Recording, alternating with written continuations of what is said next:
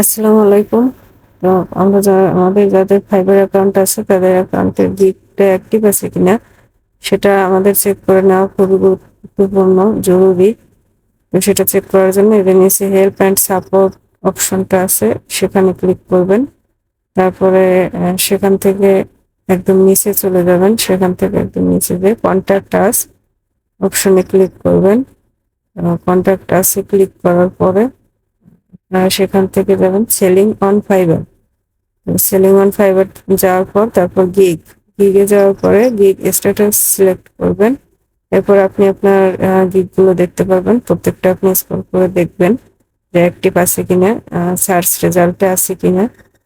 Search রেজাল্টে থাকলে আপনার আর কোনো চিন্তা নেই। তো প্রত্যেকটা আপনি একটা একটা করে চেক করে দেখবেন যে এটা সার্চ রেজাল্টে আছে কিনা। দেখুন আমার পুরো 4টি গিগই সার্চ রেজাল্টে আছে। তো আমার গিগ গুলো সবই অ্যাক্টিভ আছে। এভাবে আপনারাও আপনাদের গিগ গুলো চেক করে নেবেন।